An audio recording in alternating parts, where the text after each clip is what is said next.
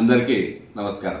నేను మీ సందీప్ రెడ్డి నల్లమాద. ఈరోజు మనం విశ్లేషించుకోబోయే అంశం తెలంగాణ వ్యాప్తంగా 17 పార్లమెంటు స్థానాలకు జరుగుతున్న ఎన్నికల ఫలితాల విశ్లేషణ మరియు క్లుప్తంగా భారతదేశ వ్యాప్తంగా జరుగుతున్న లోక్సభ ఎన్నికల విశ్లేషణ మరియు ఆంధ్రప్రదేశ్లో జరుగుతున్న అసెంబ్లీ ఎన్నికల విశ్లేషణ. ముందుగా మనము భారతదేశ పార్లమెంటుకు 543 స్థానాలకు ఈ ఎన్నికలు జరగబోతున్నాయి. 3 ఫేజ్లు ఆల్రెడీ కంప్లీట్ అయిపోయినాయి. ఇంకా 4 ఫేజ్లు మాత్రమే ఉంది. జూన్ 4వ తేదీన ఫలితాలు రాబోతున్నాయి. ఆ లోపుగా మనం చేసిన సర్వే, ఆ మిత్రుల ద్వారా అందిన ఫీడ్బ్యాక్ ప్రకారం మేము క్రోడీకరించి ఈ సర్వే రిపోర్ట్ను మీకు అందించబోతున్నాం. 2022 డిసెంబర్లో జరిగిన తెలంగాణ అసెంబ్లీ ఎన్నికల ఫలితాలను కూడా పూర్తి ఖచ్చితత్వంతో అందించడం జరిగింది. మీరందరూ దాన్ని ఆదరించడం జరిగింది. అందుకు గాను కృతజ్ఞతలు తెలుపుకుంటున్నాము. ముందుగా భారతదేశ వ్యాప్తంగా 543 స్థానాలకు గాను ఎన్డీఏ కూటమి, అంటే మోడీ నేతృత్వంలోని ఎన్డీఏ కూటమి అధికారంలోకి రాబోతుంది. ఖచ్చితంగా మోడీ ప్రధానమంత్రి కాబోతున్నాడు. కానీ ఇక్కడ మనం గమనించాల్సిన విషయం ఏమిటంటే, బీజేపీ వాళ్ళు చెప్తున్నట్టుగా 370 స్థానాలు, 400 స్థానాలు వచ్చే అవకాశం ఎంత మాత్రం లేదు. 300 మార్క్ దాటడం కూడా చాలా కష్టమయ్యే అవకాశం ఉంది. కానీ ప్రధానమంత్రిగా ఎన్డీఏ భాగస్వామ్య పక్షాలతో మోడీ కాబోతున్నాడు. ఇండియా కూటమి మరియు కాంగ్రెస్ పార్టీ కొంతవరకు పుంజుకున్నట్టుగా మా అంచనాల్లో తేలింది. ఇది లోక్సభ విశ్లేషణ.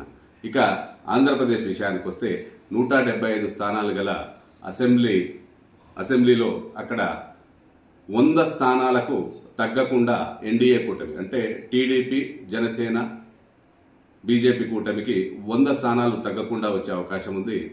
వారి ప్రత్యర్థి అయిన వైఎస్ఆర్సీపీ పార్టీకి 75 స్థానాలు మించకపోవచ్చని మా అంచనాలో తేలింది. అవును, అక్కడ చంద్రబాబు నేతృత్వంలో ఎన్డీఏ ప్రభుత్వము ఏర్పడి చంద్రబాబు నాయుడు గారు ముఖ్యమంత్రి కాబోతున్నారు.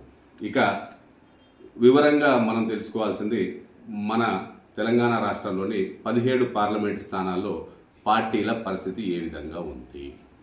ఇక్కడ ఖచ్చితంగా గెలిచే స్థానాలు, టఫ్ ఫైట్ ఉండే స్థానాలుగా విడగొట్టడం జరిగింది.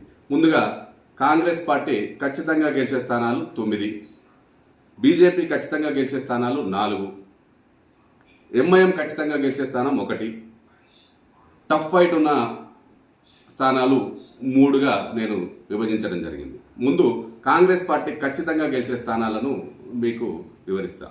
నల్లగొండ నుంచి కుందూరు రఘువీర్ రెడ్డి మంచి మెజార్టీతో విజయం సాధించబోతున్నారు. భువనగిరి నుంచి చామల కిరణ్ కుమార్ రెడ్డి కాంగ్రెస్ పార్టీ అభ్యర్థిగా విజయం సాధించబోతున్నారు. నాగర్ కర్నూల్లో మల్లు రవి కాంగ్రెస్ పార్టీ అభ్యర్థిగా విజయ దుందుబి మోగించబోతున్నారు. మహబూబ్ నగర్లో కొంత టఫ్ ఫైట్ నడిచిన వంశీచంద్రెడ్డి కాంగ్రెస్ పార్టీ అభ్యర్థిగా మంచి విజయం సాధించబోతున్నారు. వరంగల్లో కడియం కావ్య కాంగ్రెస్ అభ్యర్థిగా విజయం సాధించబోతుంది. మహబూబాబాద్లో బలరాం నాయక్ తిరుగులేని విజయం సాధించబోతున్నారు. ఖమ్మంలో రామసహాయం రఘురాం రెడ్డి మంచి విజయం సాధించబోతున్నారు. జహీరాబాద్లో సురేష్ కుమార్ షెట్కార్ కూడా విజయం సాధించబోతున్నారు. పెద్దపల్లిలో గడ్డం వంశీకృష్ణ విజయం సాధించబోతున్నారు. అంటే ఈ 17లో ఈ 9 స్థానాలు కాంగ్రెస్ పార్టీ ఖచ్చితంగా గెలుస్తుందని మా అంచనాలో తేలింది. ఇక బీజేపీ పార్టీ ఖచ్చితంగా గెలిచే స్థానాలు 4. 1 మల్కాజ్గిరిలో ఈటల రాజేందర్ విజయం సాధించబోతున్నారు. సికింద్రాబాద్లో కొంత టఫ్ ఫైట్ నడిచిన అక్కడ కిషన్ రెడ్డి విజయం సాధించబోతున్నారు. కరీంనగర్లో బండి సంజయ్ తిరుగులేని విజయం సాధించబోతున్నారు. నిజామాబాద్లో ధర్మపురి అరవింద్ కూడా మంచి విజయం సాధించబోతున్నారు.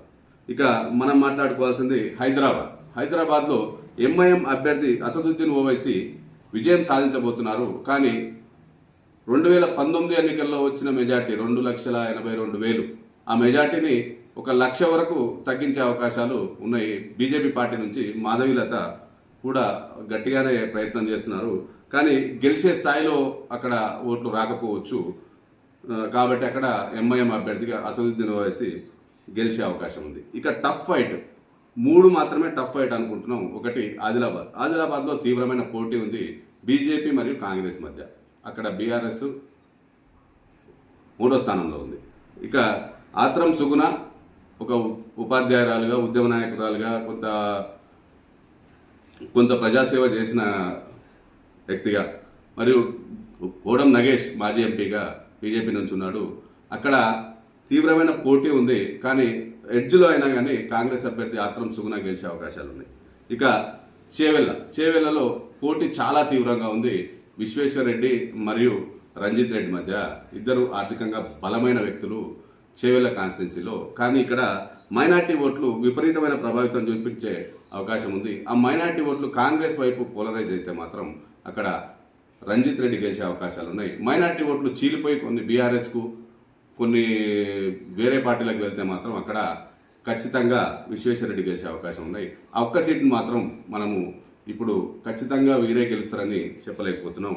ఇంకొక సీటు మెదక్లో ముక్కోనపు పోటీ ఉందనుకున్నాము. కానీ అక్కడ రఘునందన్ రావు 3వ స్థానంలో ఉన్నాడు. అక్కడ బీఆర్ఎస్ అభ్యర్థి వెంకటరామరెడ్డి మరియు కాంగ్రెస్ అభ్యర్థి నీలం ముదిరాజు మధ్య మాత్రమే పోటీ తీవ్రంగా ఉంది. అక్కడ సిద్దిపేట మరియు గజ్వేల్ ప్రాంతంలో కేసీఆర్ నియోజకవర్గం, హరీష్ రావు నియోజకవర్గం మరియు దుబ్బాక, మొన్నటిసారి 2023 అసెంబ్లీ ఎన్నికల్లో మంచి మెజార్టీ వచ్చిన దుబ్బాక, ఈ 3 నియోజకవర్గాల్లో వారికి బీఆర్ఎస్ పార్టీకి ఎక్కువగా ఓట్లు పోలైతే మాత్రం అక్కడ వెంకటరామరెడ్డి గారు గెలిచే అవకాశాలు స్పష్టంగా ఉన్నాయి. ఇక్కడ మొత్తంగా విశ్లేషిస్తే మొత్తం స్థానాల్లో 17 స్థానాల్లో కాంగ్రెస్ పార్టీ 9 తగ్గకుండా 11, maximum minimum 9, maximum 11. BJP party minimum 4 తగ్గకుండా 6, మ్యాక్సిమం 6, ఎక్కువలో ఎక్కువ 6. అదేవిధంగా ఎంఐఎం యాజ్ యూజువల్గా 1 సీటు. బీఆర్ఎస్ పార్టీ 0 నుంచి 1, అది కూడా మెదకయ్యే అవకాశమే ఉంది. అంతకంటే ఇంకా ఏమీ సీట్లు వచ్చే అవకాశం లేదు.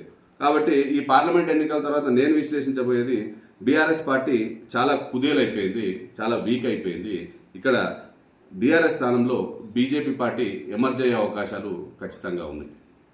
అలాగే ఇక్కడ మన బీజేపీ పార్టీ 10 సీట్ల వరకు కూడా రావచ్చు అనే విశ్లేషణ కూడా జరిగింది. కానీ గ్రామీణ ప్రాంతాల్లో ఆ పార్టీకి కొంత క్యాడర్ లేని వల్ల అక్కడ బీజేపీ పార్టీ అంతగా పర్ఫామ్ చేయలేకపోయింది. ఒక 3 నియోజకవర్గాల్లో టఫ్ ఫైట్ అనుకున్నాము, భువనగిరి, మహబూబ్ నగర్, జహీరాబాద్లో. అక్కడ కూడా పట్టణ ప్రాంతాల్లో యువకుల్లో కనిపిస్తున్న సౌండ్ మాత్రమే అది. కానీ గ్రామీణ ప్రాంతాల్లో గ్రౌండ్లో బీజేపీ పార్టీకి అంత పట్టు లేకపోవడం వల్ల ఆ స్థానాలు రావు అని మా విశ్లేషణలో తేలింది. కాబట్టి కాంగ్రెస్ పార్టీకి